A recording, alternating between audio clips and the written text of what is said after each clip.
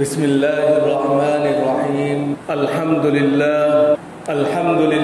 رب العالمين والصلاة والسلام على سيد الأنبياء والمرسلين محمد بن عبد الله الأمين وعلى آله وأصحابه وأزواجه وذرياته وأهل بيته وسلم تسليما كثيرا أما بعد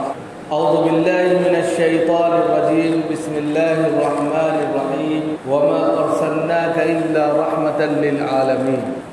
صدق الله العلي العظيم. محترم بزرگوں اور دوستوں، دینی اور ایمانی بھائیوں، اللہ رب العزت کا شکر ہے، اس کا کرم ہے کہ اس نے اپنی بارگاہ میں آنے کی توفیق عطا فرمائی. حضرات، آج ربیع الاول کی پہلی تاریخ ہے اور یکم ربیع الاول سے جناب محمد رسول اللہ صلی اللہ علیہ وسلم کی ولادت باسعادت کے تذکرے ہونے لگتے ہیں، اس لیے کہ یہ مہینہ آپ صلی اللہ علیہ وسلم کی ولادت باسعادت کا مہینہ ہے. لیکن قبل اس کے کہ آپ صلی اللہ علیہ وسلم کی سیرت حیات پر، سیرت طیبہ پر روشنی ڈالی جائے، سب سے پہلے جس بیک گراؤنڈ میں، جس پس منظر میں محمد عربی احمد مصطفیٰ صلی اللہ علیہ وسلم کی ولادت باسعادت ہوئی، اس کو جاننا چاہیے. تو پھر اس اہمیت کا اندازہ ہوتا ہے اور اس وقت کی جو کنڈیشن تھی، جو حالات تھے، ان کو دیکھنے کے بعد میں ایک آخری رسول کی کتنی زیادہ ضرورت تھی، اس کا بھی اندازہ بخوبی ہو جاتا ہے. تو سب سے پہلے جاننا چاہیے کہ 6 صدی عیسوی کا وہ دور جس میں پوری کی پوری انسانیت خودکشی کے دہانے پر تھی. 6 صدی عیسوی کا وہ دور، وہ زمانہ ایسا زمانہ ہے کہ انسانیت خود اپنے انسان ہونے کو بھول چکی تھی. وہ درندوں کی شکل اختیار کر گئی تھی. جہاں وہ چاہتے نوچ کھاتے تھے، لوٹ مار بچائے ہوئے تھے. ان کو نہ رہنے کا سلیقہ معلوم تھا، نہ زندگی گزارنے کا کوئی طریقہ معلوم تھا. بس وہ الٹب ایک ناہنجان کیفیت میں زندگی گزار رہے تھے، جس طرح جانور زندگی گزارتے ہیں. اسی طرح 6 صدی عیسوی کا انسان بھی اتنا زیادہ بدمست ہو گیا تھا، کہہ سکتے ہیں کہ ایک ایسا حیوان بن گیا تھا، درندہ بن گیا تھا کہ وہ انسانوں کو نوچ کر کھا رہا تھا. اخلاقیات ہو، سماجیات ہو، تعلیم ہو، تمدن ہو، تہذیب ہو، کوئی بھی ایسا شعبہ اٹھا کر دیکھ لیں تو اس میں کہیں بھی انسان انسانیت کے فریم میں فٹ نہیں بیٹھتا تھا. ایسے میں حضرت مسیح کی جو دعوت تھی اس کو بھی بڑا لمبا عرصہ گزر گیا تھا. اس سے پہلے جو آخری نبی تھے حضرت عیسیٰ مسیح تھے، ان کو بھی دنیا سے گئے ہوئے، یعنی اللہ رب العزت نے ان کو اٹھا لیا تھا، تو ان کو بھی گئے ہوئے تقریباً 571 سال کا وقفہ ہو گیا تھا. 571 سال کے وقفے میں، جس کو فترہ بولتے ہیں، اس فترے کے زمانے میں، فترہ اس زمانے کو بولتے ہیں جس میں کوئی نبی نہ آیا ہدایت کے لیے. 571 کا جو عرصہ ہے سالوں کا، اس میں کوئی نبی نہیں آیا اور اسی زمانے میں جو ہے انسانیت نے اپنے سارے سبب بھلا دیے. ہر اعتبار سے وہ جو ہے اپنی انسانیت سے نیچے گر گئی. ایسے میں جناب محمد رسول اللہ صلی اللہ علیہ وسلم کی ولادت باسعادت تمام انسانوں کے لیے، تمام جہاں کے لوگوں کے لیے، تمام عالم کے لیے ایک رحمت تھی، جس کو قرآن نے خود ریکارڈ کیا، وَمَا أَرْسَلْنَاكَ إِلَّا رَحْمَةً لِّلْعَالَمِينَ، کہ ہم نے آپ کو تمام جہاں کے لیے رحمت بنا کر بھیجا. کسی ایک خاص طبقے کے لیے نہیں بھیجا، کسی ایک کیٹیگری کے لیے نہیں بھیجا، کسی ایک گروپ کے لیے نہیں بھیجا، کسی ایک قوم کے لیے نہیں بھیجا، بلکہ پوری کی پوری انسانیت کے لیے، تمام جہاں کے لیے آپ کو رحمت للعالمین بنا کر بھیجا، رحمت والا بنا کر بھیجا. اب ہمیں جناب محمد رسول اللہ صلی اللہ علیہ وسلم کے ان پہلوؤں کو جاننا چاہیے اور ان پہلوؤں کو جان کر اپنی زندگی میں ان پہلوؤں کو لانا چاہیے جس سے کامیابی کا راستہ نکلتا ہے۔ جناب محمد رسول اللہ صلی اللہ علیہ وسلم کی جو زندگی ہے 40 سالہ زندگی، وہ ایسی زندگی ہے جس میں نبوت نہیں ملی ہے، بلکہ ایک عام انسان کی شکل میں، بلکہ ایک عام انسان کے روپ میں آپ لوگوں کے سامنے پیش آئے، لیکن اس میں بھی آپ نے ہمیشہ ایسے کام کیے، ایسے کارنامے کیے کہ جو بعد میں آپ کی سربلندی کے لیے اور آپ کے سر کے تاج کے لیے کافی ہیں۔ عام طور پر انسان کی جو پہلے 40 سال کی زندگی ہوتی ہے، اس میں بڑے اتار چڑھاؤ رہتے ہیں، زندگی کے الگ الگ پڑاؤ رہتے ہیں۔ ان پڑاؤ میں انسان کبھی کچھ کرنے کے حوصلے کے ساتھ میں آگے بڑھتا ہے، زندگی کے کہہ سکتے ہیں اتار چڑھاؤ میں اس کے تخیلات، تغیرات اور دوسری تمام ایسی چیزیں ذہن میں چلتی اور آتی اور جاتی رہتی ہیں کہ انسان کبھی صحیح راستہ تو کبھی غلط راستے پر چل پڑتا ہے، اور یہ زندگی کا ایک ایسا موڑ ہوتا ہے کہ اس میں فیصلہ کرنا بڑا مشکل ہوتا ہے۔ جوانی کا جوش ہوتا ہے، طاقت اور قوت ہوتی ہے، حوصلہ ہوتا ہے، ہر چیز اس کے سامنے ہوتی ہے، لیکن ججمنٹ یعنی صحیح فیصلہ لینا بہت مشکل ہوتا ہے۔ لیکن جناب محمد رسول اللہ صلی اللہ علیہ وسلم نے اپنے پہلے کے 40 سال اتنے خوبصورت گزارے کہ کسی کو کوئی انگلی اٹھانے کا موقع نہیں ملا۔ اور اس وقت کا واقعہ یاد کریے کہ سن 35 ہجری میں ایک واقعہ آتا ہے، اس سے صاف ظاہر ہوتا ہے کہ جب آپ صلی اللہ علیہ وسلم 35 سال کے ہوئے تو مکہ کے لوگ جو تھے وہ کعبۃ اللہ کی عمارت کو دوبارہ سے بنانے لگے، خانہ کعبہ بوسیدہ ہو گئی تھی، تو انہوں نے سوچا کہ پھر سے اس کی تعمیر کر دی جائے نئی سرے سے۔ تو جب وہ تعمیر کر رہے تھے تو تعمیر کرتے ہوئے حجر اسود کو اس کی جگہ میں فٹ کرنا تھا، تو ہر قبیلے میں جھگڑا ہو گیا اور سب نے کہا کہ ہم اس کو رکھیں گے۔ ہر قبیلہ یہ چاہتا تھا کہ شرف ہم کو حاصل ہو جائے اور ہم حجر اسود کو اٹھا کر اس کی جگہ پر رکھ دیں جہاں تعمیر ہو رہی، لیکن کسی طرح بھی کوئی بھی تیار نہیں ہوا، لڑائی جھگڑے پر بات چلتی رہی، اسی طرح پھر معاملہ ٹھنڈا ہو گیا۔ پھر کئی روز کے بعد انہوں نے یہ فیصلہ لیا کہ جو کل سب سے پہلے مسجد حرام کے گیٹ پر دروازے سے داخل ہوگا وہی ہمارے درمیان میں فیصلہ کرے گا۔ تو اگلے دن سب سے پہلے جو شخص مسجد حرام میں داخل ہوئے، اس کے دروازے سے داخل ہوئے، وہ جناب محمد رسول اللہ صلی اللہ علیہ وسلم تھے۔ ابھی آپ کو نبوت نہیں ملی، 35 سال کے ہیں آپ۔ جناب محمد رسول اللہ صلی اللہ علیہ وسلم کو دیکھ کر ان تمام کے تمام لوگوں نے کہا ھذا صادق، ھذا امین۔ یہ کیوں کہا انہوں نے؟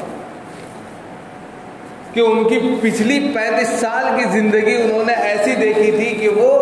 یا تو امانت دار تھے یا وہ سچے تھے۔ کہا یہ سچے ہیں، امانت دار ہیں، ہم ان کے فیصلے سے راضی ہیں، جو یہ فیصلہ کر دیں گے ہم بخوشی اس کو اپنائیں گے، بخوشی اس کو قبول کریں گے۔ اب اس سے صاف پتہ چلتا ہے کہ جناب محمد رسول اللہ صلی اللہ علیہ وسلم نے ان کے درمیان میں 35 سال کس طرح گزارے تھے کہ ہر شخص اس بات کی گواہی دے رہا تھا کہ یہ امین بھی ہیں، صادق بھی ہیں۔ عام طور پر جس محلے، جس کہہ سکتے ہیں علاقے میں، جس نکڑ پر ہم رہتے ہیں، اس نکڑ پر جا کر جب ہم کسی کے بارے میں دریافت کرتے ہیں، پوچھتے ہیں، انکوائری کرتے ہیں، تو کوئی نہ کوئی اس کے اگینسٹ جاتا ہے، کوئی نہ کوئی اس کے مخالف ہوتا ہے اور اس کی برائیاں بھی بیان کرتا ہے۔ لیکن جناب محمد رسول اللہ صلی اللہ علیہ وسلم اپنے دائرے میں رہ کر، اپنے علاقے میں رہ کر، اپنے خاندان اور دوسرے تمام لوگوں کے درمیان میں جب 35 سال کی عمر کو پہنچے اور وہاں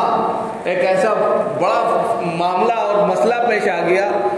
اور اس کو حل کرنے کے لیے ایک ایسی تجویز رکھی گئی جس پر تمام لوگوں کا اتفاق ہو جائے، تو وہ جب دیکھا انہوں نے آپ صلی اللہ علیہ وسلم ہے تو سب نے فوراً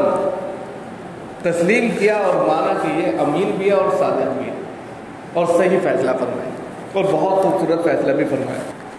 تو اس سے یہ سبق ملتا ہے کہ ہماری جو زندگی ہے جس میں ہمیں کوئی پد نہیں ملا، جس میں ہمیں ہنر نہیں ملا، اس میں ہم نے اپنی زندگی کو کیسے گزارا۔ اب اگر زندگی اچھی گزری تو ظاہر سی بات ہے آگے کی جو مراحل ہیں وہ اچھے ہوں گے۔ جناب محمد رسول اللہ صلی اللہ علیہ وسلم کی زندگی بالکل پاکیزہ زندگی تھی، اللہ رب العزت کی تربیت میں آپ نے زندگی گزاری تھی، کوئی بھی ایسا عمل آپ سے سرزد ہوا ہی نہیں تھا کہ کوئی انگلی اٹھا سکے۔ صحابہ کرام رضوان اللہ تعالیٰ علیہ مجمعین کی ایک ایسی جماعت آپ صلی اللہ علیہ وسلم نے تشکیل دی کہ پھر انہوں نے اصحاب النجوم بأیہم اقتدیتم اہتدیتم، پھر یہ بھی مجدہ سنایا کہ میرے اصحاب جو ہیں وہ ستاروں کے مانند ہے، جنہوں نے ان کی اقتداء کر لی وہ راستے پر آ گئی۔ اب آپ خود دیکھیں آپ صلی اللہ علیہ وسلم نے کتنی محنت کی ہوگی کہ جناب محمد رسول اللہ صلی اللہ علیہ وسلم پر جو شریعت اتری، یعنی کہ سب سے پہلے جو وحی اتری، قرآن کریم کی پہلی آیت غار حرا میں نازل ہوئی۔ آپ صلی اللہ علیہ وسلم اس موقع سے جو تھے وہ دھیان لگا کر غار حرا میں بیٹھے رہتے تھے، تو جب بیٹھے رہتے تھے تو جس کو آپ حضرت جبریل امین کہتے ہیں وہ آئے اور آنے کے بعد میں اللہ کا پیغام سنایا، اقرأ بسم ربک الذی خلق خلق الانسان من علق اقرأ وربک الاکرم الذی علم بالقلم علم الانسان ما لم یعلم۔ یہ 5 آیتیں پہلی نازل ہوئی جو نبوت کے آثار تھے، یعنی کہ نبوت کی پہلی کرن اور پہلی روشنی ان آیتوں کے ذریعے آپ صلی اللہ علیہ وسلم کو دے دی گئی، یہ چھڑی پکڑا دی گئی۔ پھر اس کے بعد 3 سال تک وقفہ رہا، پھر 3 سال کے بعد میں پھر دوبارہ سے یعنی کہ وہی نازل ہوئی، یا ایھا المدثر قم فانذر وربک فکبر وثیابک فطہر، سورہ مدثر کی آیت ہے۔ اب پھر سلسلہ شروع ہوتا چلا گیا، برابر نبوت کا اور بذریعہ وحی کا پیغامات آپ پر آتے گئے اور آپ لوگوں کو بتاتے گئے اور ایک پوری ٹیم تیار ہو گئی۔ اب یہاں سے ہمیں جو سوچنا ہے، جو سمجھنا ہے، وہ سب سے اہم ہے کہ جناب محمد رسول اللہ صلی اللہ علیہ وسلم کی زندگی نبوت سے پہلے اور نبوت کے بعد کی کیا تھی، وہ طریقہ کیا تھا جو آپ نے اختیار کیا، اس طریقے کو اختیار کر کے ہم صحیح معنوں میں صحیح زندگی گزار سکتے ہیں، اور اگر اس کے علاوہ ہم طریقہ اختیار کرتے ہیں تو وہ طریقہ کامیاب والا طریقہ نہیں ہوگا۔ اس لیے کہ قرآن خود کہہ رہا لقد کان لکم فی رسول اللہ اسوۃ حسنہ، لقد کان لکم فی رسول اللہ اسوۃ حسنہ، کہ تمہارے لیے جناب محمد رسول اللہ صلی اللہ علیہ وسلم کی حیات میں، ان کی زندگی میں اسوہ ہے۔ اب اس اسوے کو ہمیں دیکھنا ہے کہ انہوں نے معاملات میں کس طرح معاملہ کیا۔ اب معاملہ کیسے تھا کہ ایک مرتبہ آپ نے ایک یہودی سے جو ہے سامان خریدا اور اگلے دن اس سے وعدہ کیا ہوگا کہ ملنے کا، اس کے بعد وہ یہودی بھول گیا، آیا ہی نہیں، 2-3 دن کے بعد اس کو یاد آیا، وہ آیا تو آپ صلی اللہ علیہ وسلم وہیں اس کا انتظار کر رہے ہیں۔ تو یہ معاملات کی سب سے اعلیٰ مثال ہے کہ ایک شخص سے اگر آپ نے معاملہ کیا، اس سے ملاقات کرنی تھی یا جو بھی لین دین کرنا تھا، آپ وقت پر وہاں متعین رہے اور اس کا انتظار کرتے رہے، وہ بھی شرمندہ ہو گیا۔ آج کے وقت میں ہم کیا کر رہے ہیں؟ ہمارے معاملات کیسے ہیں؟ ہم معاملات میں صاف ہیں یا نہیں ہیں، یہ ہمیں دیکھنا ہے۔ جناب محمد رسول اللہ صلی اللہ علیہ وسلم کے اگر اس ماہ سے ہمیں، جس میں ہم ان کے جشن عید میلاد النبی کے تعلق سے خوب پروگرام کریں گے، الگ الگ جگہوں پر جو ہے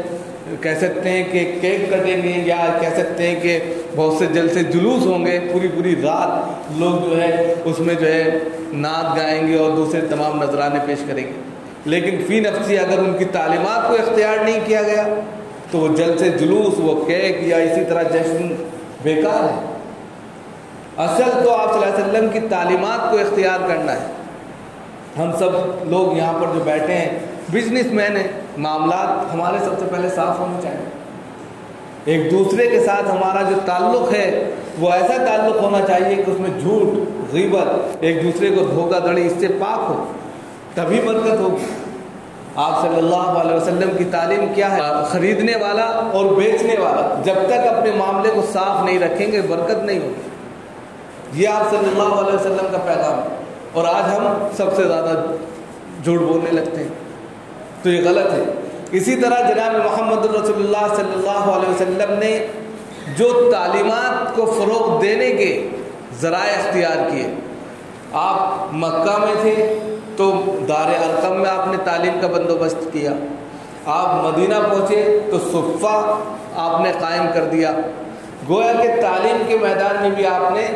سب سے پہلے انتظام کیا. اب ہماری ضرورت کیا ہے؟ اب ہمیں اس سے کیا سبق ملتا ہے کہ ہم بھی سب سے پہلے اپنے بچوں کے لیے, اپنے ماتحتوں کے لیے تعلیم کا انتظام کریں تاکہ ان کو صحیح روشنی مل سکے, صحیح طریقہ مل سکے. اگر ہم نے تعلیم کا انتظام ہی نہیں کیا تو ہمیں غلط اور صحیح کا, اور کہہ سکتے ہیں کہ اچھے اور برے کا کیسے فرق معلوم ہوگا, حلال اور حرام کا کیسے ہمیں جانکاری ملے گی. تو یہ ہمیں انتظام خود اپنے آپس سے میل جول سے کرنا ہے, کیونکہ یہ تعلیمات نبوی ہے. اسی طریقے سے جناب محمد رسول اللہ صلی اللہ علیہ وسلم نے خاندان والوں کے ساتھ میں کیا عمل کیا, کس طرح پیش آئے, ان تمام چیزوں کو ہمیں دیکھنا ہے. کہ آپ صلی اللہ علیہ وسلم نے کہا کہ میں اپنے اہل و عیال کے لیے سب سے بہترین ہوں حسن سلوک کے اعتبار سے, لہذا تمام لوگوں کو چاہیے کہ وہ اپنے گھر والوں کے لیے حسن سلوک کریں, اچھے طریقے پر پیش آئیں. عام طور پر یہ ہوتا ہے کہ لڑائی جھگڑا شروع ہو جاتا ہے. تو یہ ساری چیزیں جو ہے آپ سمجھیں کہ ہمیں جناب محمد رسول اللہ صلی اللہ علیہ وسلم کے اس ماہ سے ہمیں یہ سیکھنا چاہیے کہ ان کی زندگی جس طرح تھی, جس طرح انہوں نے اپنی زندگی کو ڈھالا تھا, وہ تمام کی تمام زندگی کے پہلو ہماری زندگی میں آ جائیں.